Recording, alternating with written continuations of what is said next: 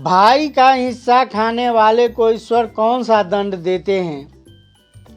दर्शक बंधु, आइए इस ज्ञानवर्धक वीडियो के माध्यम से समझते हैं कि भाई का हिस्सा खाने वाले को परमात्मा कौन सा दंड देते हैं। यदि आपने इस वीडियो को पूरा देख लिया तो विश्वास मानिए आप जीवन में कभी भाई का हिस्सा नहीं मारेंगे।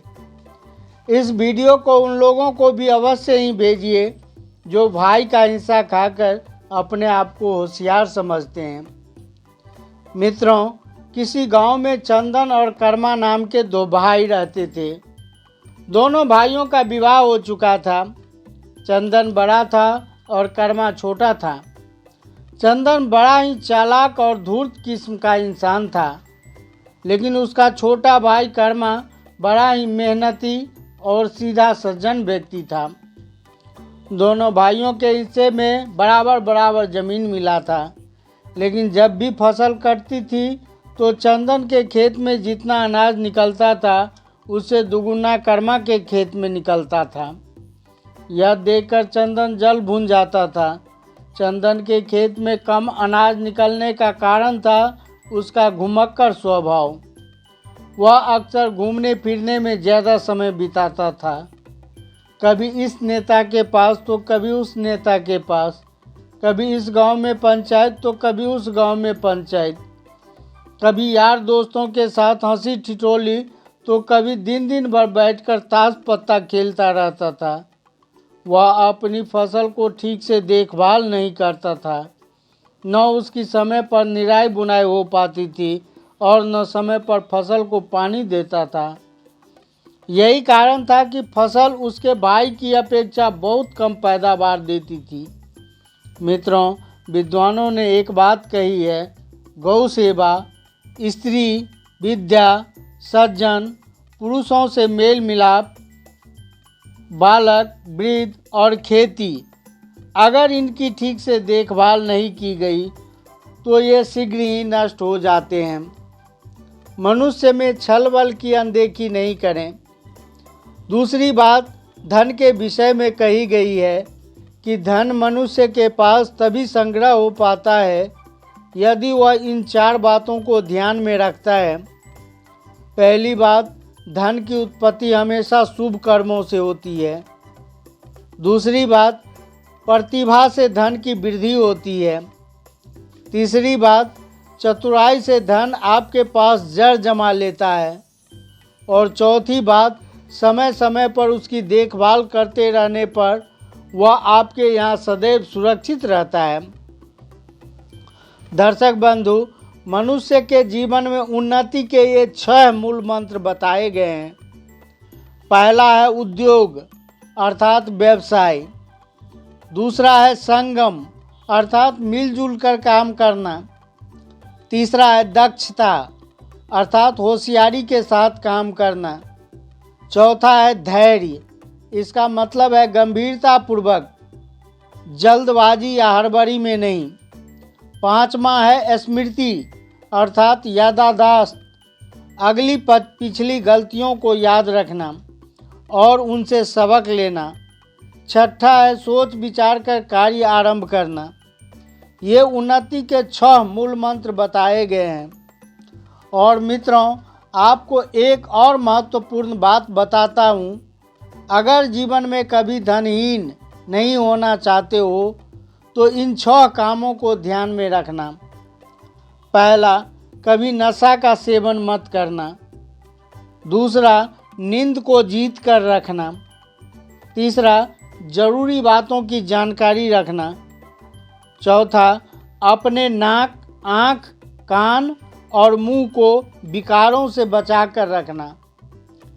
पांचवा, दुष्ट यार, दोस्त और संबंधियों पर भरोसा करके मत चलना। छठा, मूर्ख बेटे को कोई महत्वपूर्ण जिम्मेदारी मत सौंपना। अगर इन बातों को आप अपने जीवन में ठीक से अपना लिया तो न तो आपको कभी पैसों के लिए दुखी रहेंगे और न किसी तरह के मुसीबत में पड़ेंगे। चंदन और कर्मा दोनों भाई एक ही समय पर खेत में बीज बोते थे, पर जब फसल कटती थी तो चंदन का अनाज उसके छोटे भाई से बहुत ही कम निकलता था। यह देखकर चंदन और उसकी पत्नी दोनों की छाती जल जाती थी। दर्शक बंधु, मनुष्य की उन्नति में सबसे बड़ा रोड़ा क्या है?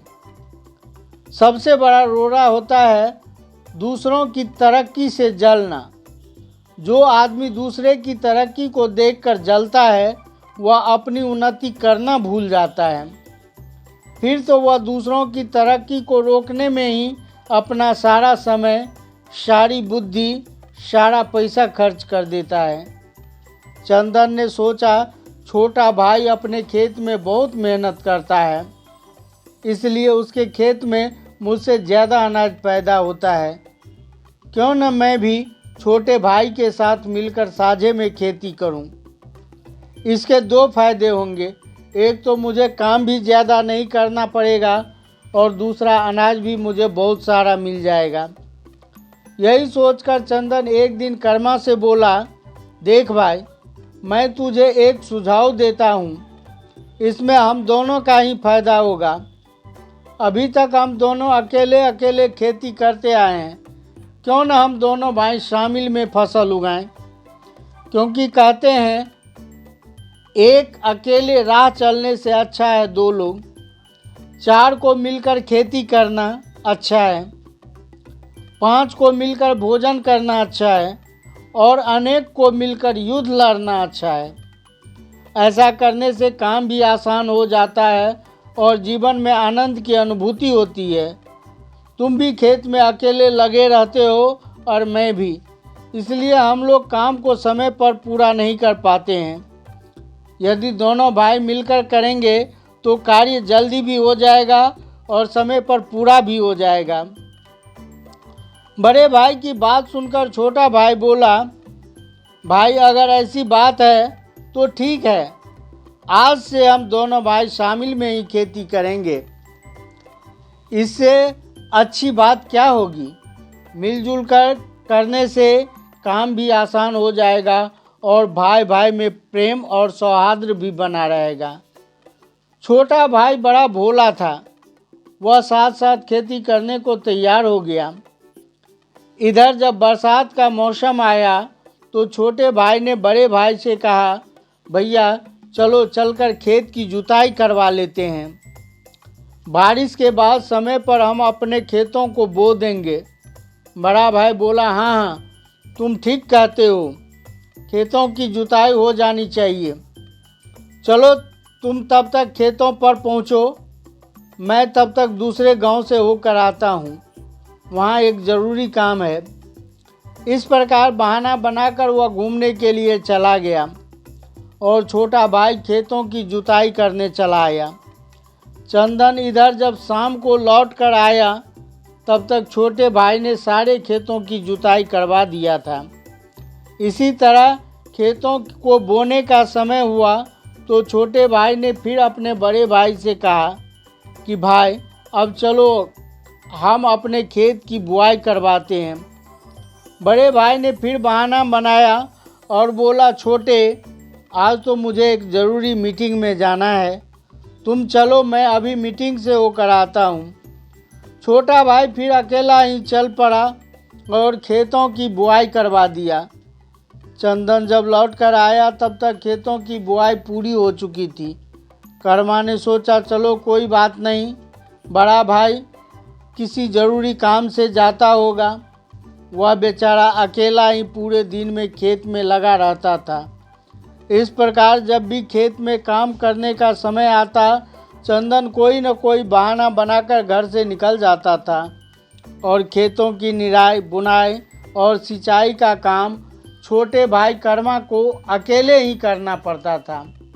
वह अत्यंत सीधा होने के कारण अपने बड़े भाई से कुछ कह भी नहीं पाता था और बड़ा भाई काम से हमेशा जी चुराता रहता था। मित्रों, छोटे भाई के काम में हमेशा कमियां निकालता रहता था। धीरे धीरे जब फसल पककर तैयार हुआ तो फसल काटने के समय पर भी चंदन खेत पर नहीं पहुंचा और उस बेचारे को अकेले ही फसल कटवाना पड़ा। फसल कटकर तैयार हुई। छोटे भाई ने सारा अनाज निकालकर घर में लाकर रख दिया। फसल बहुत अच्छी हुई थी, इसलिए अनाज भी बहुत सारा निकला। छोटा भाई अनाज को घर में रखकर किसी ज़रूरी काम से अपने परिवार सहित ससुराल चला गया।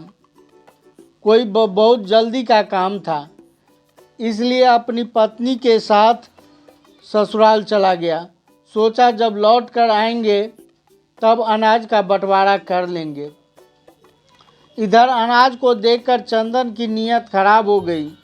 उसके मन में बेईमानी करने का लालच पैदा हो गया। उसने सोचा कि छोटा भाई अभी ससुराल गया है, क्यों न इस अनाज में से 5-10 बोरी अनाज भरकर अपने घर में रख लिए जाएं। जब बंटवारा होगा तो आधा आधा अनाज फिर मिल ही जाएगा। चंदन ने इस बात का मशवरा अपनी पत्नी से लिया, परंतु चंदन की पत्नी तो और भी धूर्त किस्म की महिला थी। वह बोली, अजी इसमें आधा क्यों, सारा अनाज बोरों में भरकर ले जाओ और यहाँ से थोड़ी दूर पर मेरे भाई का घर है। यह अनाज तुम उसके घर में रख आना। जब तुम्हारा छोटा भाई आएगा तो उसे कह देंगे कि अनाज को किसी ने चुरा लिया। मित्रों, पत्नी का सुझाव चंदन को खूब भाया। कहने लगा, अरे तुम तो मुझसे भी ज़्यादा होशियार निकली।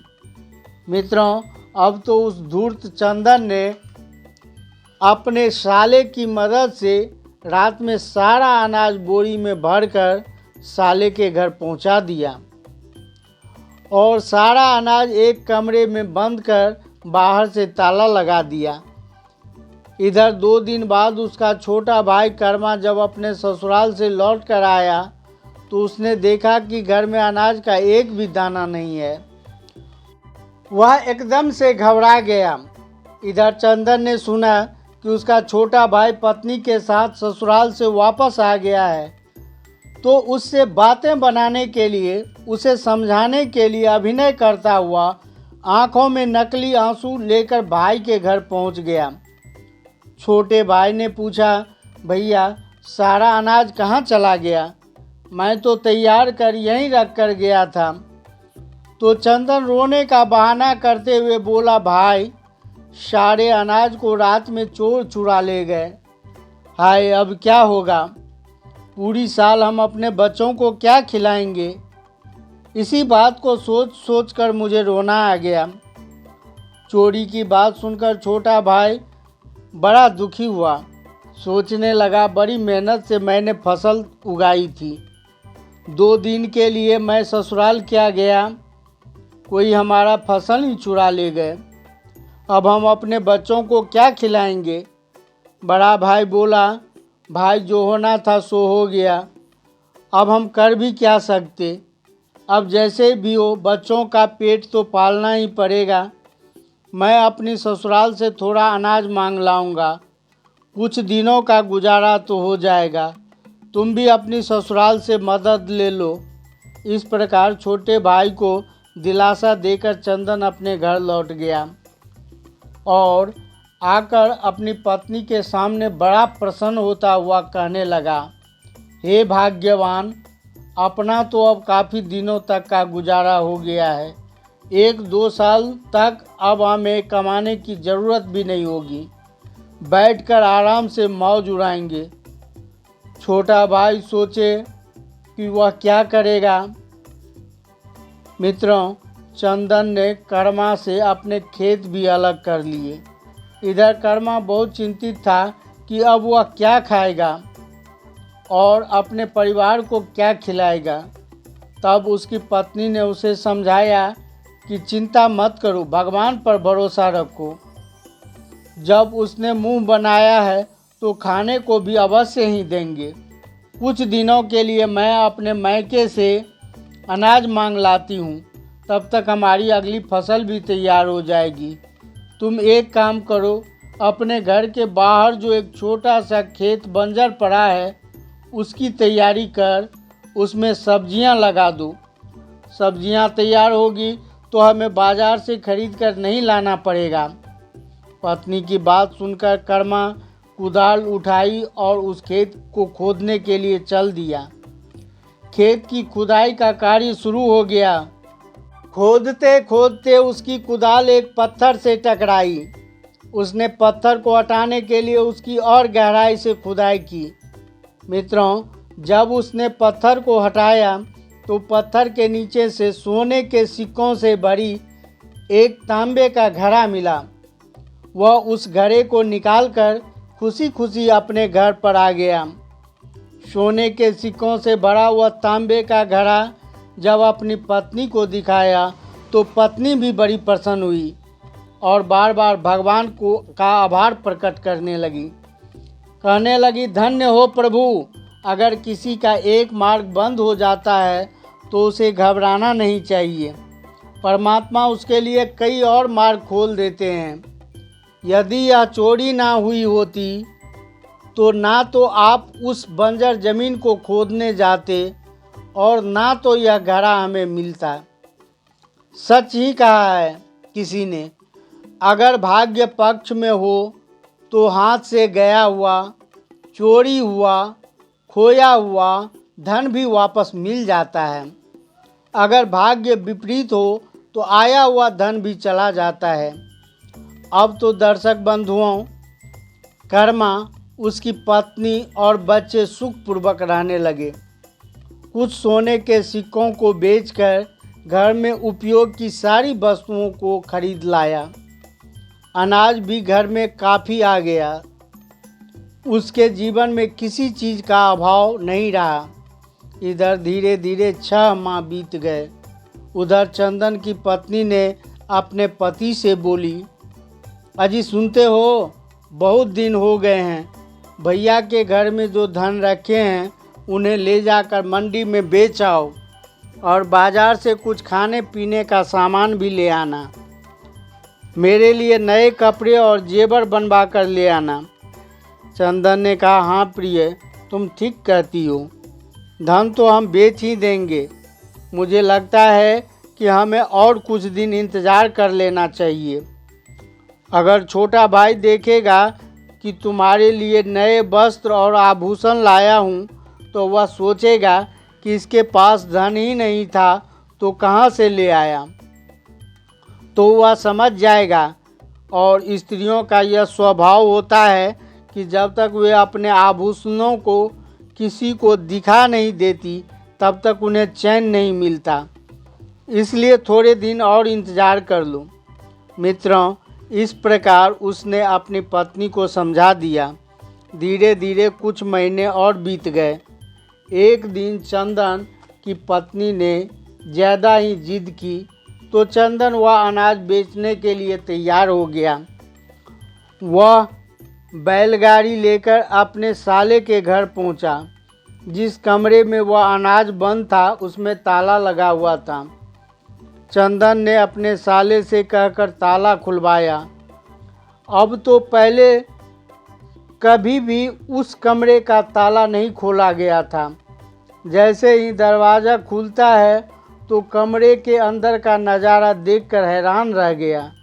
उसके पैरों के नीचे की ज़मीन खिसक गई।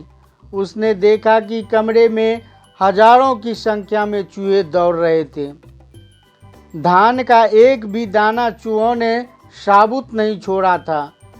पूरे कमरे में धान की भूसी ही भूसी पड़ी थी।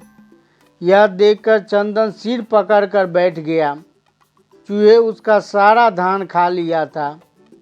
अब चंदन पश्चाताप की अग्नि में जलने लगा। अब वह सोचने लगा कि भाई के हिस्से को बेईमानी करके उसने अच्छा काम नहीं किया। चूहे ने तो मेरे हिस्से की धान के साथ साथ भाई का हिस्सा भी खा गया। किसी ने सच ही कहा है, बेईमानी का धन कभी नहीं फलता।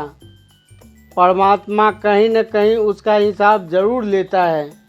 यदि तुम किसी का खाओगे तो कोई तुम्हारा भी खा जाएगा। किसी के सीधे होने का नाजायज़ फ़ायदा नहीं उठाना चाहिए।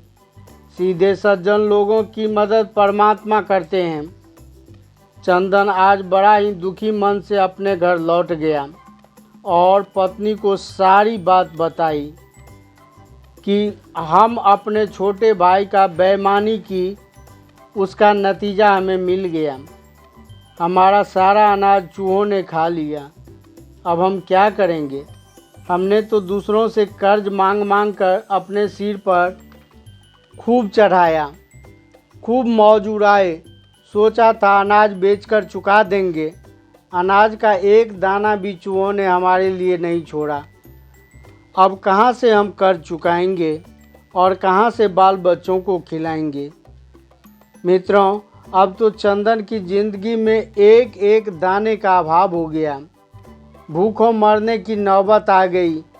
कर्जा मांगने वाले उसके द्वार को घेरे रहते थे। घर में राशन तक नहीं था जो अपनी पत्नी और बच्चों को खिला पाता। भाई का हिस्सा मारने का उस पर ऐसा पाप लगा कि भोजन और वस्त्र का भी अभाव हो गया। भीख मांगने पर भी उसे कोई नहीं देता था। तब उसे अपनी गलती का एहसास हुआ। चंदन और उसकी पत्नी आपस में विचार किया कि हमने अपने भाई की बेईमानी करके बहुत बड़ा पाप किया है। भगवान ने हमें उसी की सज़ा दी है। हमें चलकर साफ साफ बता देना चाहिए और अपने किए की माफ़ी मांग लेना चाहिए। वे दोनों पति पत्नी लाचार होकर कर्मा के घर चले गए और उनके पैरों में गिरकर क्षमा मांगने लगे। उसने सारी बात बताया कि भाई, हम तुम्हारे अपराधी हैं। वह अनाज चोरों ने नहीं, हमने ही चुराया था, लेकिन उस चोरी का दंड हमें भगवान ने अच्छा दिया है। चुराए गए अनाज का एक एक दाना चूहे खा गए। हम अपनी गलती की क्षमा मांगने आए हैं। आज हमारे पास खाने को कुछ भी नहीं है। हमारे बाल बच्चे भूखे हैं। भोजन वस्त्रों का बहुत बड़ा संकट है। हे भाई, हमें क्षमा कर दो। मित्रों, कर्मा ने अपने भाई और भाभी को गिड़गिड़ाते हुए देखा तो वह उन्हें उठाकर अपने सीने से लगा लिए और कहा, भाई, आप चिंता मत करो। आपके बच्चे मेरे भी बच्चे ही हैं। वे भूखे नहीं मरेंगे। कर्मा ने उन्हें 4 सोने के सिक्के दिए और कहा, भैया, आप इन सिक्कों को बाजार में बेचकर कुछ खाने पीने का सामान और वस्त्र आदि खरीद कर ले आओ। आपने अपनी गलती स्वीकार ली, यही काफ़ी है। छोटे भाई की दया देखकर वे और भी लज्जित हो गए। मित्रों, उन्हें अपनी करनी का दंड मिल चुका था। वे समझ चुके थे कि भाई के धन की कभी भी बेईमानी नहीं करनी चाहिए। भाई का हिस्सा खाने वाले को भगवान बहुत बुरा दंड देते हैं। आपने रामायण में सुना होगा कि बाली ने अपने भाई सुग्रीव को उसके धन और राज्य से वंचित कर दिया था। राम ने बाली को मारकर उसे दंडित किया और सुग्रीव को बलि का पूरा राज्य सौंप दिया। रावण ने भी अपने भाई विभीषण को लात मारकर घर से बाहर निकाल दिया था। परिणाम तो आप सबको पता ही है। विभीषण को ही लंका का राज्य मिला। कौरवों ने भी पांडवों का हिस्सा नहीं देना चाहा। परिणाम क्या हुआ? सबके सब मारे गए और धर्मराज को सिंहासन मिला। भाई का हिस्सा खाने वाले को सदा सर्वनाश ही हुआ है। इसलिए भाई का हिस्सा कभी नहीं खाना चाहिए। यह सबसे बड़ा अपराध होता है। दर्शक बंधु, मैं उम्मीद करता हूँ कि यह कहानी आपको ज़रूर पसंद आया होगा। अपना कीमती राय कमेंट बॉक्स में दीजिए। साथ ही साथ वीडियो को लाइक, सब्सक्राइब तथा शेयर भी अवश्य ही कीजिए। वीडियो के अंत तक बने रहने के लिए धन्यवाद। जय हिंद, जय भारत।